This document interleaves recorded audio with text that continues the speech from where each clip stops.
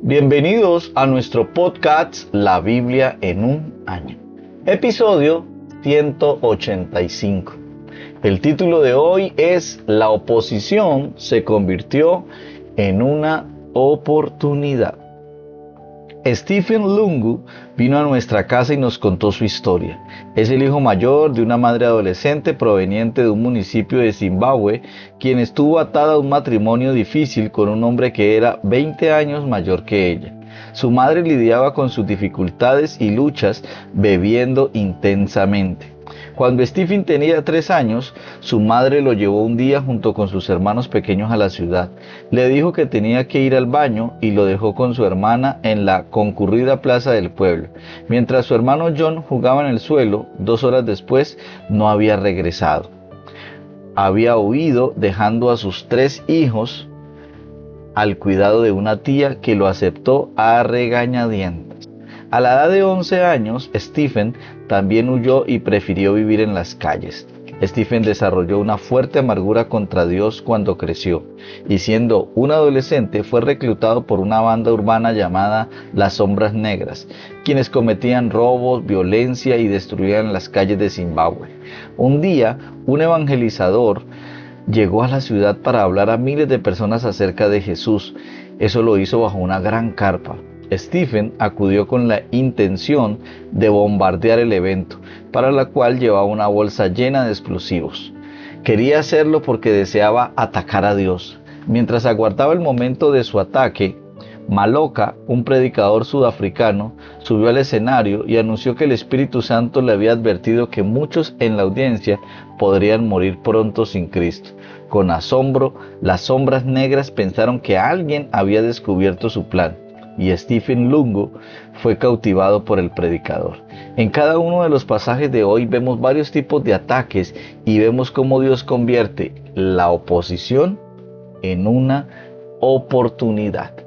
Bueno, y ahora para la lectura de la palabra hemos invitado a la pastora Marisol Rojas, mi amada esposa. Pastora, bienvenida a nuestro podcast.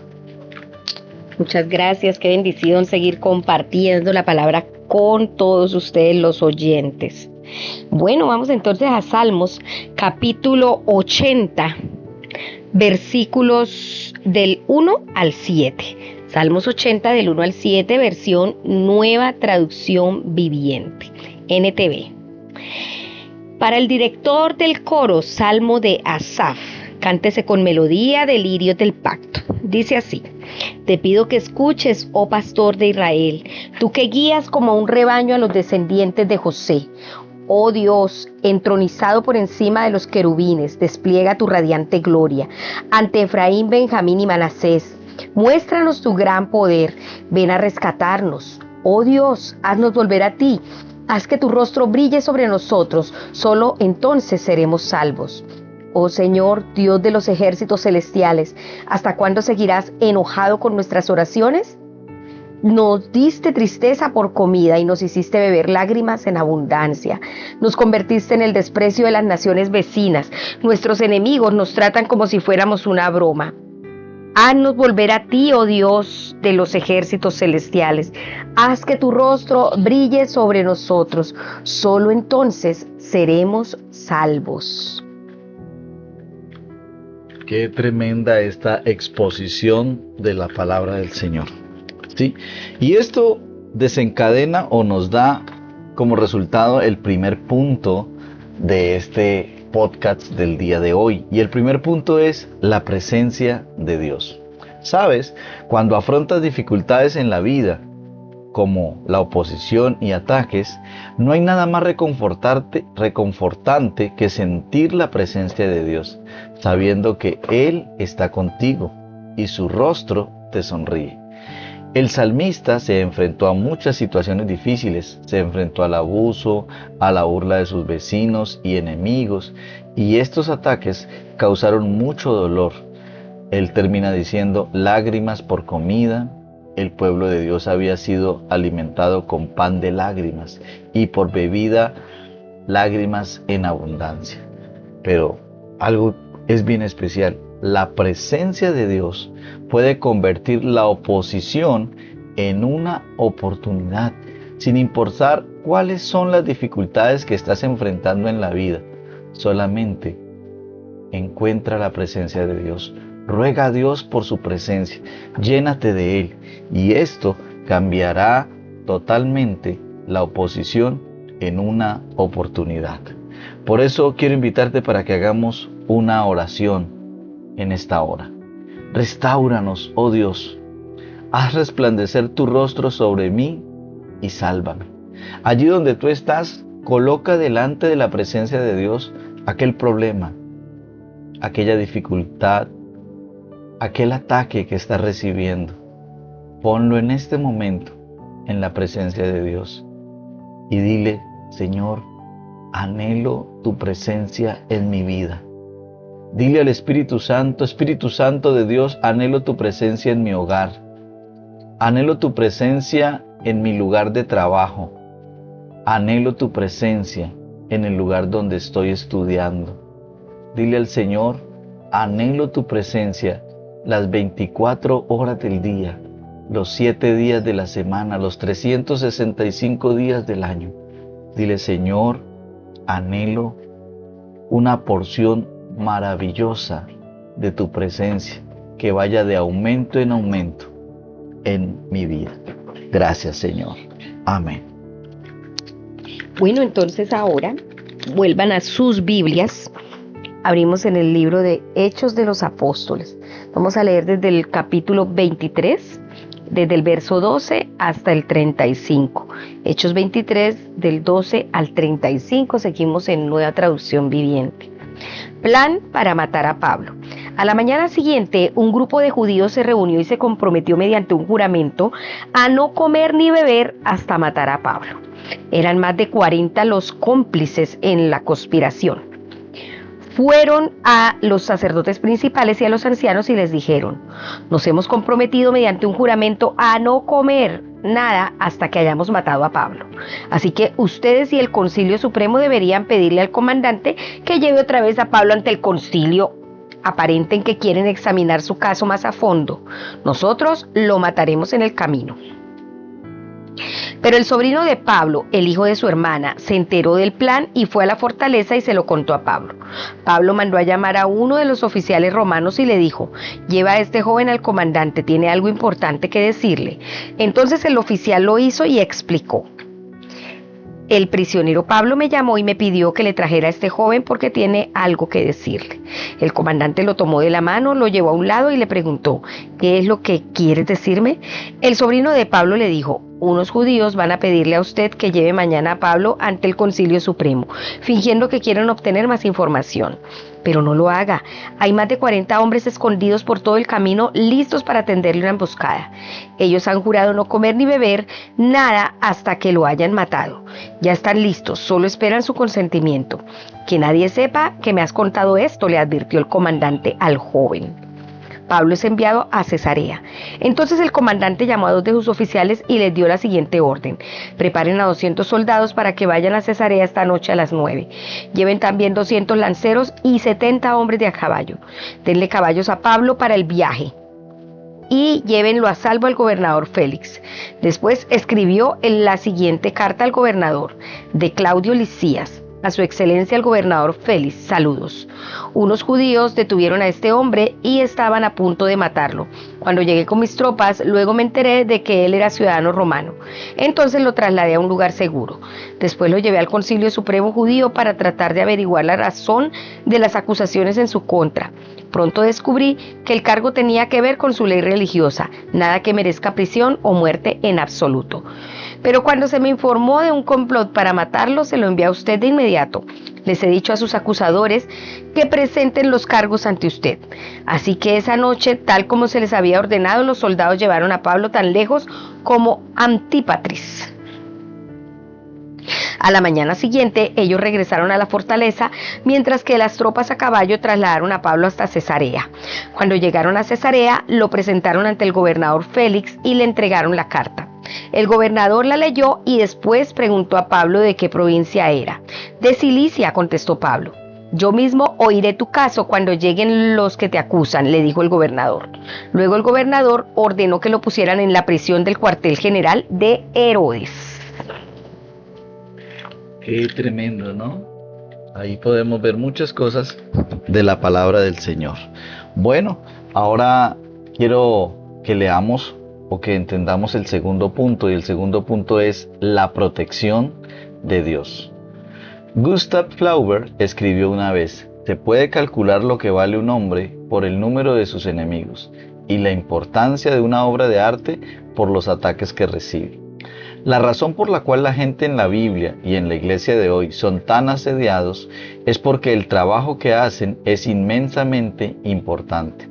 Estar bajo ataque no es un acontecimiento raro en la Biblia, como tampoco lo es en la vida de un cristiano.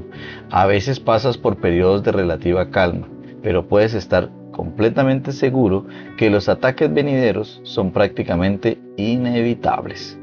Pero también debes tener en cuenta algo: Dios tiene el control en cualquier situación de ataque a la que te enfrentes. No hay nada ni nadie que esté por encima de Dios. Como vimos al final del pasaje de ayer, el Señor se le apareció a Pablo y le exhortó y le dijo: ánimo, así como has dado testimonio de mí en Jerusalén, es necesario que lo des también en Roma. Pablo permaneció bajo custodia a pesar de que bajo la ley romana no había ningún cargo por el cual merecía estar en prisión. Sus enemigos estaban decididos a matarlo y tenían un plan para asesinarlo. Eso lo podemos ver ahí en el versículo 12. Basado, como ocurre con frecuencia, en mentiras, violencia y engaño. Y es importante que tengas en cuenta esto, ¿no? Muchas personas son llevadas a juicio. Muchas personas son violentadas, muchas personas son agredidas, basadas en mentiras, violencia y engaño. En realidad, todos los personajes que atacaron a Pablo eran tramposos. Inclusive, el propio comandante Claudio Lisias decía verdades a medias. En su carta al gobernador Félix no menciona que él mismo había encarcelado ilegalmente a Pablo, ni que estuvo a punto de torturar a un ciudadano romano, el cual no había sido condenado por ningún delito. ¿Sabes? Así nos pasa a nosotros a veces. Nosotros a veces podemos llegar a ser tremendamente tramposos diciendo verdades a medias. Pero es la poderosa, minúscula palabra que ahora entra en la historia. Dios en su providencia protegió a Pablo, pero cuando el hijo de la hermana de Pablo se enteró de esta emboscada, entró en el cuartel y avisó a Pablo. Cuando su sobrino le cuenta de las acechanzas, Pablo hace que él mismo vaya y le dé el informe al comandante que organiza su protección para el viaje. De esta forma, Dios protege al apóstol Pablo. Dios parece haber usado la combinación del sobrino de Pablo, el ingenio de Pablo y el comandante romano. La providencia y la protección de Dios a veces vienen a través de aquellos que no son necesariamente cristianos. Recuerda que Dios tiene una multiforme gracia y a través de su maravillosa gracia provee sobre nosotros esa protección. Pablo es llevado de forma segura al juicio con una carta de explicación del comandante. Sin embargo, Dios no intervino para rescatar a Pablo completamente y permaneció detenido. Dios lo protegió y lo usó en la situación en la que se encontraba. El propósito de Dios era que Pablo fuera a dar testimonio en Jerusalén y en Roma, y eso fue exactamente lo que sucedió. La oposición se convirtió en una oportunidad. No sé qué situaciones estás atravesando, por qué situaciones estás viviendo, pero quiero decirte, deja todo en las manos de Dios. Encomienda al Señor tu camino y Él hará. Ten presente que Dios es tu protector y Él te va a ayudar. Bueno, quiero invitarte para que hagamos entonces una oración. Señor, gracias porque puedes disponer de la gente para tus propósitos en cualquier situación. Señor, te ruego que hoy me uses a mí, así como usaste a Pablo para avanzar en tu reino. Oro para que venga tu reino y se haga tu voluntad. Hoy de manera personal, Señor, quiero orar por aquellas personas que están pasando por un momento difícil. Quiero en este devocional orar por aquellas familias de aquellos 8 ministros que fueron asesinados acá en Colombia, Señor. Quiero pedirte que por favor tengas protección para sus familias, para aquellos pastores que están expuestos, Señor, a grupos terroristas como la guerrilla y grupos alzados en armas, Señor. Quiero pedirte que por favor guardes de una manera bien especial.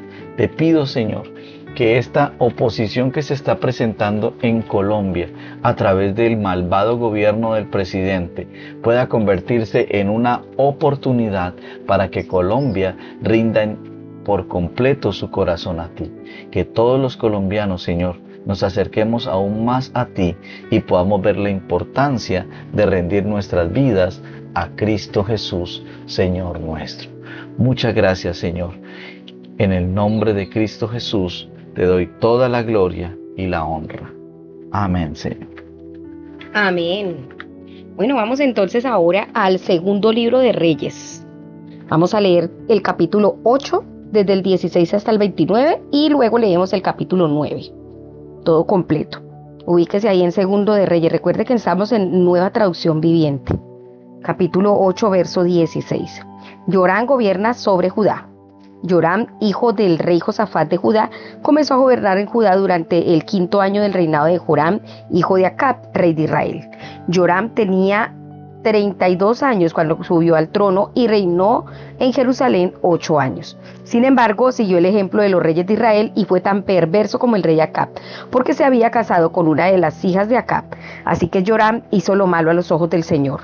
El Señor no quiso destruir a Judá porque le había prometido a su siervo David que sus descendientes seguirían gobernando, brillando como una lámpara por siempre. Durante el reinado de Joram, los edomitas se rebelaron contra Judá y coronaron a su propio rey. Entonces Joram marchó con todos sus carros de guerra a atacar la ciudad de Zair. Los edomitas rodearon a Joram y a los comandantes de sus carros de guerra, pero él los atacó de noche al abrigo de la oscuridad.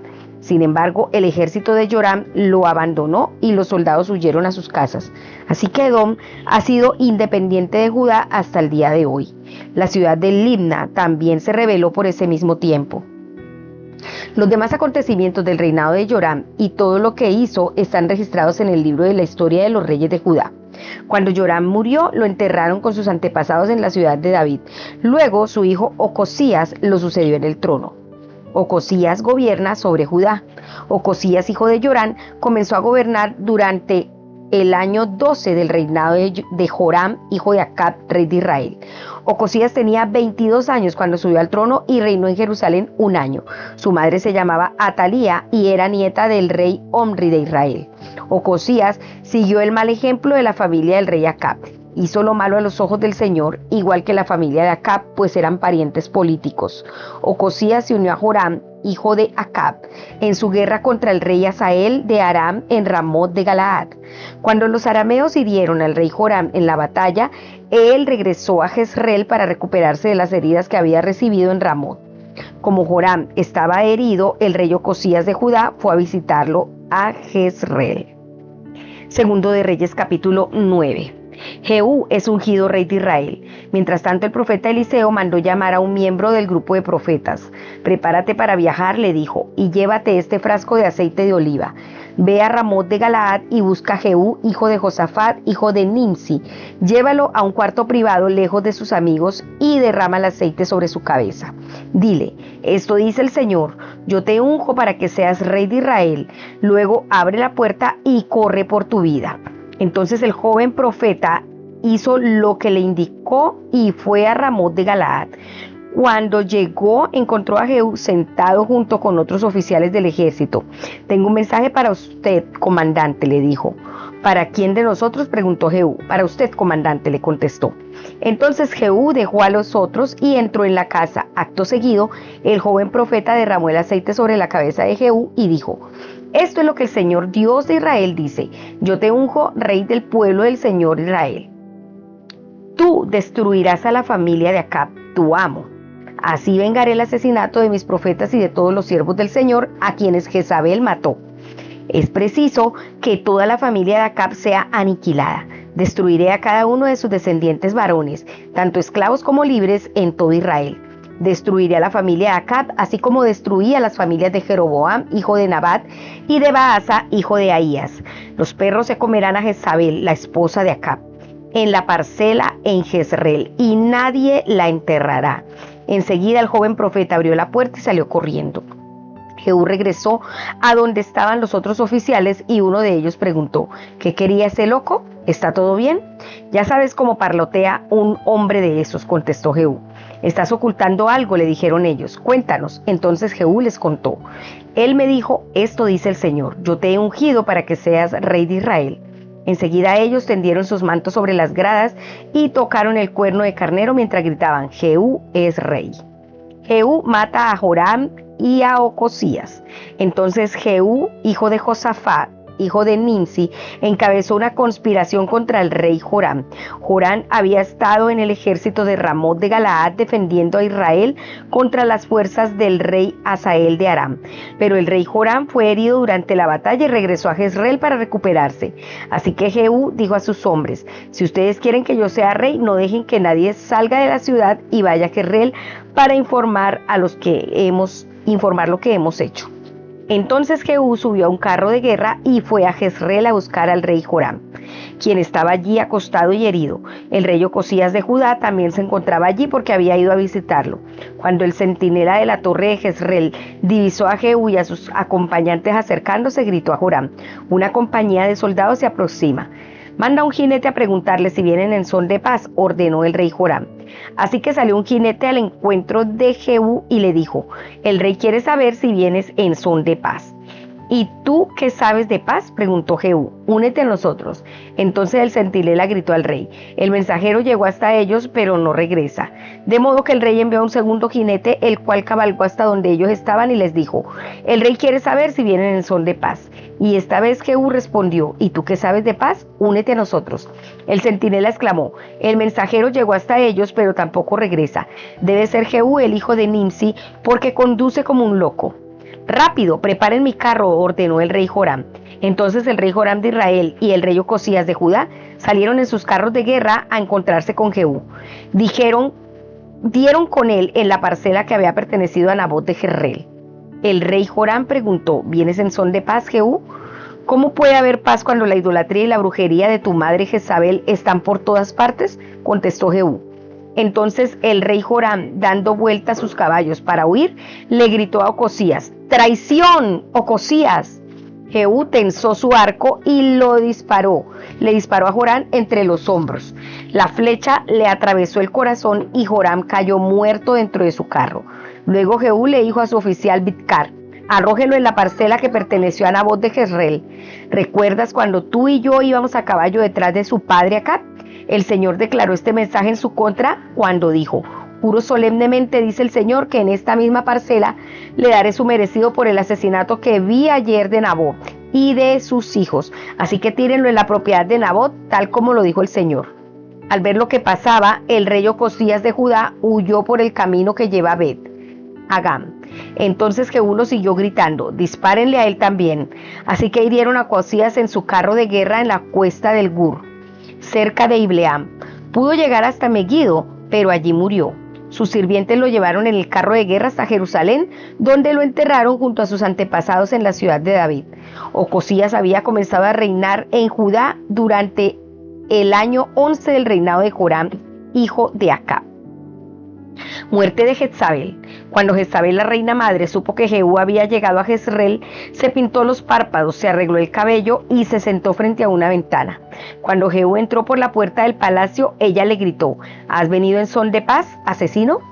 Tú eres igual a Zimri, quien mató a su amo. Jehú levantó la vista, la vio en la ventana y gritó: ¿quién está de mi lado? Entonces 2 o 3 eunucos se asomaron a verlo. Tírenla abajo, gritó Jehú. Así que la arrojaron por la ventana y su sangre salpicó la pared y los caballos. Y Jehú pisoteó el cuerpo de Jezabel con las patas de sus caballos. Luego Jehú entró al palacio, comió y bebió. Después de un rato dijo: que alguien se encargue de enterrar a esa maldita mujer, porque era hija de un rey. Pero cuando fueron a enterrarla, solo encontraron el cráneo, los pies y las manos. Cuando regresaron y le contaron a Jehú, él declaró: eso cumple el mensaje que el Señor dio por medio de su siervo Elías de Tisbe, quien dijo: los perros se comerán el cuerpo de Jezabel en la parcela de Jezreel. Sus restos quedarán desparramados como estiércol en la parcela de Jezreel, para que nadie pueda reconocerla. Wow, qué tremendo el mensaje, ¿cierto que sí? cómo son destruidos los enemigos de Dios, los enemigos de la fe.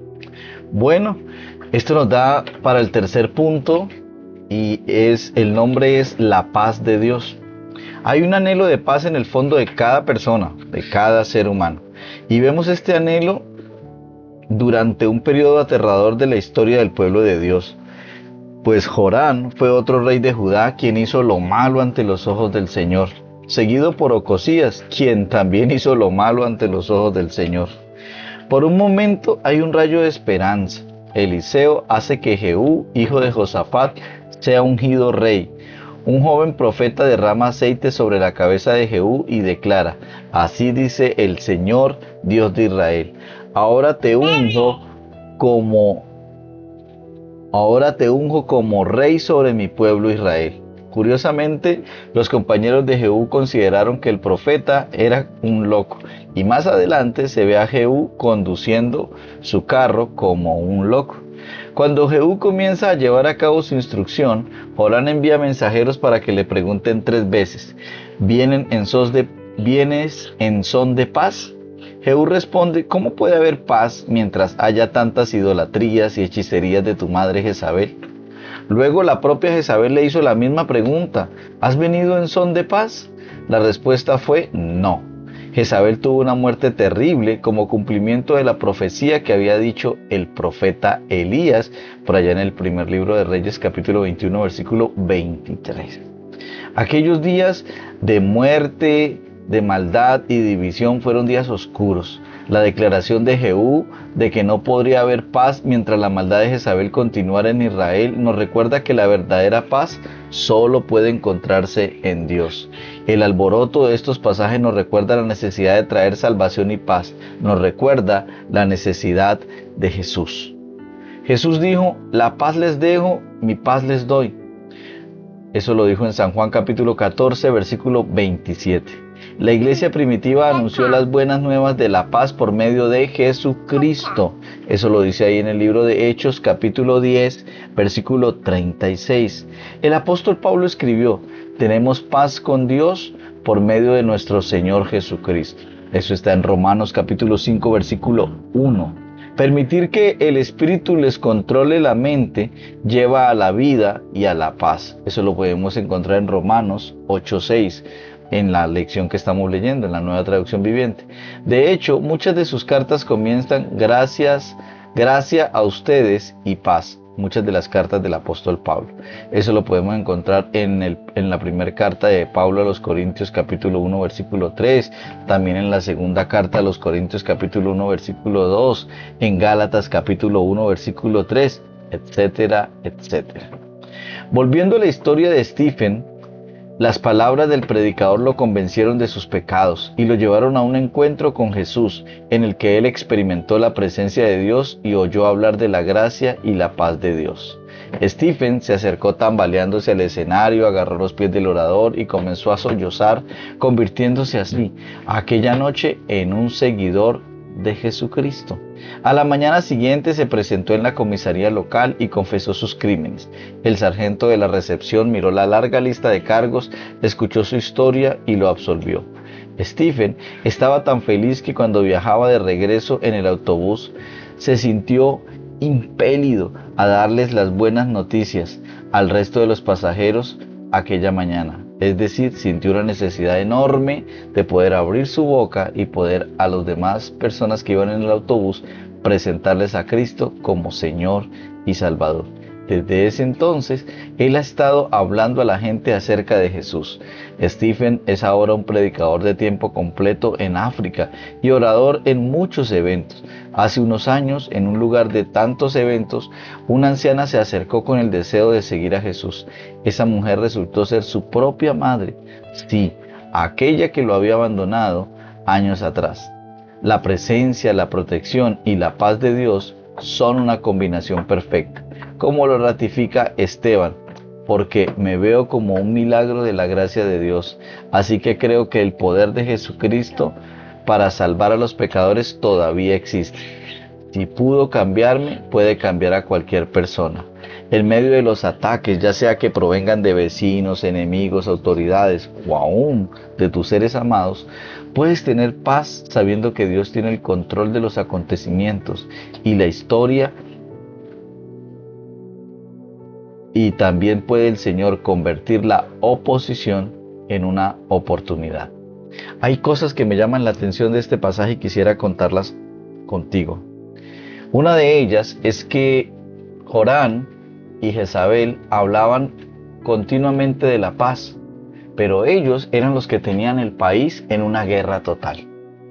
Hoy por hoy vemos que el presidente de Colombia, nuestra amada nación, habla mucho de paz, pero desde que asumió el mandato ha aumentado terriblemente la violencia y hemos estado totalmente lo contrario a la paz que tanto han hablado. Parece ser que es una estrategia que desde hace muchos años utiliza Satanás a través de la mentira. Quiero recordarte que solo Jesucristo puede traer la paz en el corazón, y a través de gobiernos de bendición como el de el país El Salvador, Dios puede usar a un presidente como Nayib Bukele para traer paz a su pueblo. Así que en medio de todo esto quiero pedirte que por favor oremos al Señor para que Dios pueda ayudarnos y sea guiándonos para esto.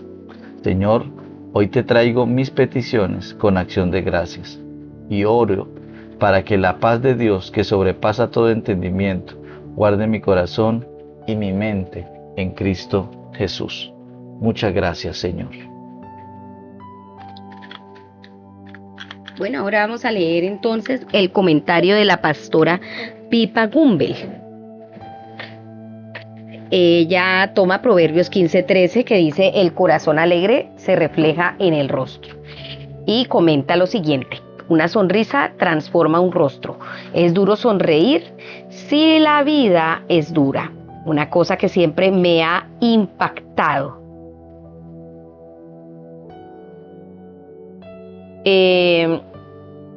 Cuando hemos visitado poblados en África, es la sonrisa de la cara de los niños. A menudo no tienen nada, aún así tienen sonrisas hermosas.